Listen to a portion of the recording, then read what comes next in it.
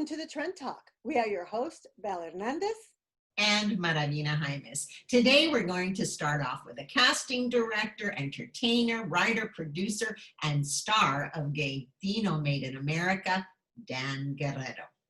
We'll also talk to Elaine Del Valle. She's a director, producer, and casting director. And she is newly awarded for her book, Brownsville Bred.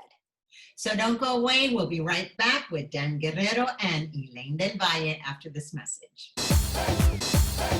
Dan Guerrero, the son of Lalo Guerrero, started out as a performer, segued into casting. He was an agent to Broadway stars, and he has been delighting audiences with his one-man show, Gaytino Made in America. Welcome, Dan. Hola. You know, when I hear I did all those things, I understand why I'm totally exhausted. You did it all. And I remember when Gaytino was just a baby and it was being workshopped. And now you've gotten all of this, traveled across the country. And also you have a new show, but that'll come later. Let's just talk first about growing up with your dad in East LA and, you know, being the son of a legend. What was that like as you were growing up? You know, you just know them as your mother and father. You know, what they do is almost secondary. Truthfully, I think at that age, because he started to get famous when I was in junior high and into high school. And that's when you kind of want to blend in more or less. And you're looking for who the hell you are. And it was embarrassing, frankly, because who wants to have their father sing at a school assembly? I mean, nobody. I wasn't like, hey, yeah, I was like, oh my God, 11 in the morning. He could barely talk at 11 in the morning because he's up late. Oh my God, I'd be sitting there slinking in my seat. So it was, you know, and the truth is I discovered musical theater when I was about 13 or 14. I was taking drama at Kern Junior High, Griffith. Of course, I was taking drama at 13. And we went on a field trip to see the movie musical Oklahoma at the Egyptian Theater. And I'm like, what? You can sing and dance through life? I'm in. So by the time I'm 14, I'm buying cast albums. I'm in my room with the door closed, singing Bye Bye Birdie. And he's doing his rancheras and band and folk. I could have cared less. So that, you know, and he was into sports. I didn't like sports, you know. So we had our time when I returned from New York. When I moved there. Tell us that story about him singing when you realized what a big major star he was at the $1 Million. He was at the $1 Million. Is my only memory of the $1 Million Theater. Everybody remembers going with burritos and spending the day and all that. But I only remember that was the first time I saw him sing. You know, and my mom took me and I'm sitting there and all of a sudden he's on stage in a tuxedo, you know, at a microphone and I'm looking around and everyone's staring at him and it really is, there's a light bulb moment. Susana Guzman's son and I and other people that have public figures as parents all agree. There is that moment when you realize it's just not your father, that he belongs to a larger audience. Really. Right. Yes. His people were his passion. Oh, his people were his passion, 1,000%. Yeah. Yeah. Well, he is a legend, definitely. And I am so honored that I got to meet him and you, because you were off in Broadway when we were doing Zoot Suit, and it wasn't until you returned back home. Tell us that story about going off to Broadway. Well, you know, having fallen in love with musical theater at that early age, I couldn't wait. And so right out of Garfield high school graduation, I was ready to go. And my parents were, education, need an education. You're going to UCLA or you're going, who knew if I could even get in? But all I knew is I was going to UCLA. And I didn't want to. I want to go to New York. So I finally talked them into letting me go. I said, look, I don't think I'm going to go 4 years. So let me go to East LA College, 2 years. And then either I'll decide I'll go to UCLA then, or then you'll let me go to New York. And that was the deal. So I went to ELAC. I graduated in 61. And in 62, I was in Manhattan, 1962, with Carlos Almaraz. Think about it. Yes. Two Chicanos from East LA in 1962. Now let's what Carlos Almaraz is. Tell them. everyone who Carlos Almaraz Yes. was. Carlos Almaraz was one of the leaders of the Chicano art movement, a major force. LACMA just did a huge retrospective of his work. He died of AIDS in 1989, which is one of the reasons, not to jump ahead, that I wrote Gaytino, because I wanted to celebrate my dad. I wanted to celebrate Carlos. I did not want people to forget them. I Yes, wanted people to know Chicano history and gay history as I lived it. You know, there aren't that many LGBT voices my age, because we lost an entire generation, of course, during the AIDS crisis, let alone Latinos. Let's go back to New York before you start telling us. I'd love to. You know, because you were dancing all over the place, on stage, maybe off Broadway, but in Studio 54. Tell us about those days and all the amazing people that you came in contact with. Remember that movie, what is it, with Dustin Hoffman and, where he's the in Manhattan, not Taxi. Oh no, I know what you're talking about. Midnight Cowboy. Richard just Yes. yelled out. Midnight Cowboy. That's what New York was in the 60s. To say that it was gritty is an understatement. And it was fantastic. You transferred over from being a dancer and all that into being an agent for Broadway stars. Yeah, but first I want to finish, and you can cut it out later if you want, but I want people to realize what it was like, because Carlos stayed 3 months and then I stayed 20 years. And the day he left, I was there and I didn't know a soul in all of Manhattan. But I knew that's where I had to be. And so I stayed, and I'm glad I did. And I did it. I performed for a good many years, I'd say 8, 9 years. But it was still very much the era of the blonde, blue-eyed juvenile, and they'd never seen a Chicano or a Latino. They didn't know what one was. And so quite by accident, I started working for my agent. Oh, you can still do auditions and do what you want to do. And I loved it. I loved it. And I became an agent, and I was an agent for like 12 years. Yes, you started off as a performer, and then with Gaytino, you are now a performer once again, because it's your one-man show. Well, the truth is, 2 things happened, Belle and Maravina. I always thought one day I'd go back to performing. When I was a viejito and all up and who cared, and I'm cranky, I'd be the next door neighbor. Well, hello. Hello. And when I hit 65, coincidentally, at that almost cranky age, my producing career, which was, as you know, I had an incredible decade of producing. Yes, you did.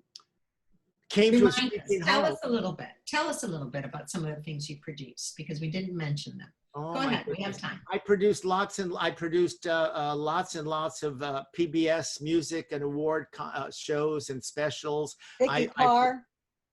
I produced a Vicky Carr special for PBS. I co-produced with Quincy Jones the Concert of the Americas, which was done for President Clinton, which was mammoth. You talk, please, the Oscars, a backyard picnic compared to Concert of the Americas, because it was for Clinton, who was hosting 34 world leaders from the Western Hemisphere. Wow. And he wanted a big event for them. And we did it in Miami at the convention center there with 34 world leaders there. It was deep. It was fantastic. Anyway, I produced a show that Paul Rodriguez. That's when my Spanish got a little better, because I'm suddenly like, how do you say? And I produced a talk show for Maria Conchita. And then I started producing lots of live events. I produce and direct lots at the Kennedy Center in Washington. I directed for the LA Opera. So, you know, all kinds of stuff. But your production, I'm dying to hear about your production. And after you rehearsed it and you put it up across the country, now you've done a show for a film. Oh, a film. No, I filmed it. I did it really as an entertainment, but I figured more for educational purposes. If nothing else, I do it at universities, you know, and indeed I did. I did it all over the country. I even performed it at the Kennedy Center. But as the years kept going on, I was like, you know, I'm going to croak one day, and I want these stories preserved. And I just never had time to do it. And one day, literally, I woke up early 2018, And I said, if I don't film it this year, it's not going to happen. Hmm. It's not going to happen. I was already 70. I was going to be 78. And so I was very friendly with wonderful people. Linda Morel, one of them. She's an Emmy-winning producer. And she said, well, let's do it. Don't worry, I'll do everything on my end. I'll do budgets, crew. She took over everything. And then I went about raising money. And I did a crowdfunding campaign, and friends, you know, who had discretionary funds at foundations and the East Side Arts Initiative. Because let me tell you, the Rockefeller Fund, the Ford Foundation, everybody online, Yeah. zero. If it wasn't for friends and the Latino community, it never would have happened. And we filmed it at East LA College, where I had graduated in 1961. We did Gaytino in the fall of 2018. I thought, who's going to care? No one's going to want to see it. And so I started with film festivals. I did 11 film festivals before the pandemic. Yeah, including some. Well, we're so glad that you did, because of course it's a personal journey, a family journey. We're the last ones back on the school bus. I get on first. Maricón. Hey, queer. I can't move.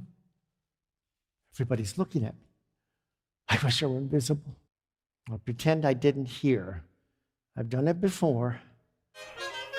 To see him make that triumphant journey on stage was nothing short of mesmerizing for me. I could easily see how that would translate on film, because when you're watching a show in a theater, everything's like through a wide shot. And what I realize is that it's really important to see the face and to be able to connect emotionally with that person. Next stop on my Get a Life tour, the gay mecca of the East Coast Fire Island.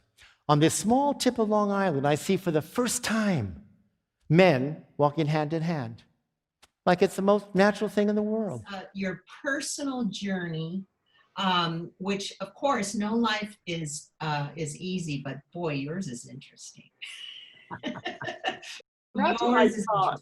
I thought, I have had an interesting life. And if nothing else, that who my dad was and who my best friend was, I mean, that alone is worth a show. Right. So Where can we see it? Where can we see it? When are we going to be able to see it? The next step is to get a distribution deal. And I do have a major distributor already who wants it. But I now have to do the horrible clearance of music clearance again. Because what I cleared for was music festivals only. I'm sure you're going to be able to resolve, because I expect to. It would be wonderful to be able to have easy access to seeing Gaytino. Yeah. There's so much to talk to you about, Dan. Will you promise to come back and tell us more about when the Gaytino movie is available, and any books and anything else you might want to come and share? And about the time I looked into the heart of an artist. That one. That's and right. that We one mustn't too. forget that story. No, we don't need that one. Okay. Well, we want to thank you, Dan, so much for joining us on the Trend Talk. Now, don't go away, because director filmmaker Elaine Del Valle joins us right after this message. Very good Thank show. you, Dan. Bye. Me standing here alone and talking to you is making a difference. We have to learn who we are before we know where we're going. You have to say something, whether they're gonna change or not. You have to say something, because otherwise you're complicit in the situation. Regardless of how it is you interact with the world and with your community, your voice is no less important than mine. The audience really has the power right now in the world that we live in. Nothing about us should be without us. I think we're in a moment in history that we need to weaponize empathy. If we're not involved, if we say, oh, well, no one cares about us anyway, then we're never going to get anywhere. Habla. Habla. Habla. Habla now.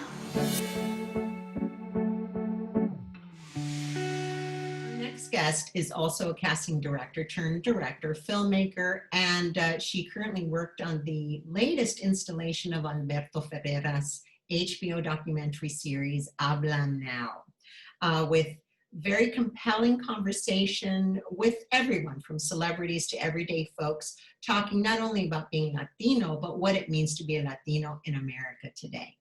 Please welcome Elaine Del Valle. Hi, Elaine. Hi, thank you for having me. I appreciate it. It's our pleasure. Boy, that is a compelling documentary series. And I love a quote that I heard, which is, nothing about us should be without us. And I want to ask you, do you think it is getting easier to tell our own stories? I do think it is getting easier to tell our own stories because technology has really allowed us the opportunity to tell it on our own terms. We don't have to wait for others to say yes to us now. We say yes to ourselves. We can write our own books. We can publish our own books. We can make films using something as small as a cell phone. We can edit. I mean, these are things that I've had desires for a long time to be a filmmaker. And through the years, it's just gotten more affordable for anyone to be able to do it. And so I'm really happy that we have that opportunity to do that. Even in terms of distribution now with all the streaming services and just a global audience, the concept that when you're writing a story, you're not really writing it for just America, you're writing it for the world. And I feel that when you're writing a story, you're really writing it for yourself. When you're making a film, you're really doing it for yourself because, in the end, it's your opinion that's going to matter. If you're directing that film, it's got to be your vision. And if no one else likes it, that has to be okay with you. So when people ask me, about my films and how do I come up with things that HBO will pick up or that do so well on the festival circuit, I don't think about those things when I'm making a film. I think about the story that I want to tell and how I want to share it. And hopefully other people through that authentic voice can relate, and that usually is what happens. Right. Well, I mean, of course, everyone would like to just focus on, their message, but, there is a business side to show business, and you do have to find a way to distribute and fund your projects as well. But tell us a little bit about your films. You have like this amazing spectrum from thrillers to coming of age stories. Tell us a little bit about Me 3.769, which is also streaming on HBO. Me 3.769 is a short film that I wrote and directed, and it's actually based on a chapter in my book, Brownsville Bred. When I first started writing it, I knew that I wanted to make a film with a young pre-adolescent Latina. And I thought, okay, what stories do I have to tell? And then I thought to myself, wait a minute, I have a whole life of that. And I wrote that in my book, Brownsville Bred, and the stage play that came before it. And so I took one of the scenes from the play, actually two of them is how I first started writing it. And then when I realized I didn't need both stories and I could just expand on the first one, that's how I came up with Me 3.769. It's a very small part of the whole story that exists in Brownsville Bred, but it's a part of the story that I found that audience members were continuously coming to me and telling me that it meant so much to them. And they were then sharing stories with me, a perfect stranger. They were sharing very personal stories that they had never shared before. And so, wait a minute.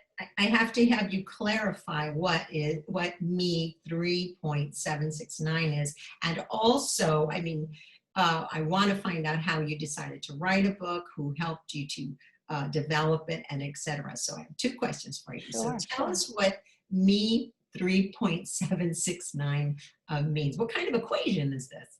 Well, Me 3.769 is actually a Me Too moment in a young girl's life. But I don't think that when we create films or stories that they should represent just one person. And so I did the mathematics on how many women there are in the world. And I found that there are 3.769 billion women in the world. And so I titled the film Me 3.769. And at the end of the film, I explained that there are 3.769 billion women in the world, and this represents all of us. I see.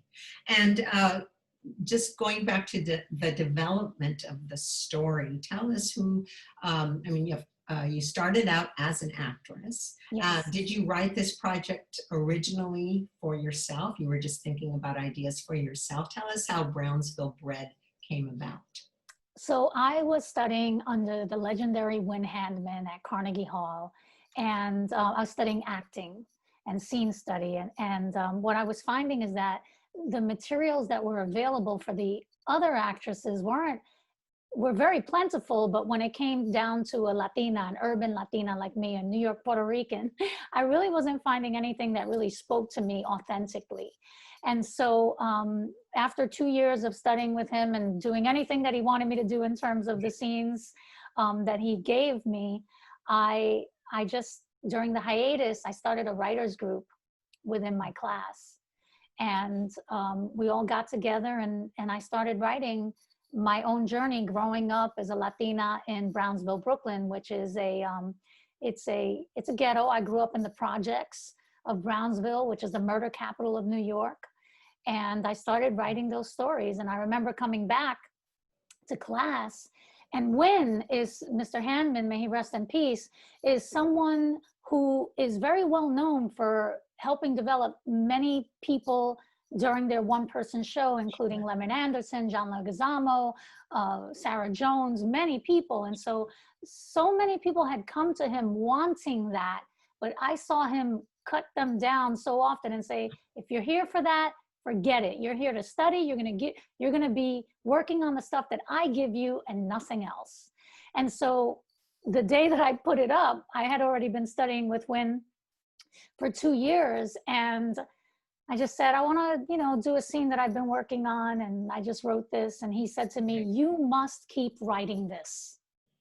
And he encouraged me, and I felt so encouraged, and it literally wrote itself. Within 3 months, I had finished writing a 90-minute one-person play for myself, and I ended up performing it, and it even went off Broadway. Oh, wow. So it won so many awards. It went off Broadway. The New York Times raved, the New York Post, the Daily News. I couldn't believe it. And I got so many opportunities because people who saw the play finally, they felt that so connected to me. They knew me and they wanted to work with me. Well, I mean, that book has gone on to have a life of its own, the book. Yes. You were recently awarded. Tell us about that, and tell us where we can get Brownsville Bred. I adapted the stage play into a novel. And it's a young adult novel. It was just awarded the most inspirational young adult book by the International Latino Book Awards of 2020. And it was also a quarterfinalist in Publishers Weekly Book Life Prize. You can get it anywhere. You can get it, schools can get it, libraries can get it. It's on Ingram Spark, Brogard, Amazon, Barnes & Noble, Walmart, just about anywhere. Just go online and look for Brownsville Bred. Yes, I'm so proud of it. Very proud of it. I'm especially proud of it because schools now have been reaching out to me and have gotten the book in order to teach their classes and use it because they see it as something that is not regularly available to their students. And so it really is, I'm so proud of it. Well, before we go, since you have this amazing play turned novel, which is being awarded, and your focus is tweens and up and coming Latinas, what parting words of wisdom would you give to, the amazing number of Latinas that are growing up and looking towards the future? I would say definitely believe in yourself and keep striving, keep challenging yourself. Don't do what's easy, do what's hard, because you have to prepare yourself for the moment when opportunity will come to you. Yes, you will forge your own path. You will create your own opportunities, but there will come a day where you're so ready that everything that you've been wanting is going to come to you. And I just say, keep challenging yourself. And start right away. Don't wait until this or that. Don't give yourself excuses. Start today. Elaine, you're wonderful. Thank you so much for joining us on the Trend Talk. And just to let you know, Belle and I are ready to be on the next installation of Habla, because if it's trending, estamos hablando. Thank you so much for joining us. And everyone else, don't go away. We'll be right back with our Trend Talk Trendsetter Shout Out of the Week. Our Trendsetter shout out this week goes to the Casting Society of America and its casting apprenticeship program in conjunction with Syracuse University's Department of Drama. It's more important than ever that we get a chance to write our stories, but we have to be able to cast them knowledgeably as well. For more information, contact the Casting Society of America. And we want to thank our guests for joining us today. And please follow us at the Trend Talk, because you know if it's trending, we're talking.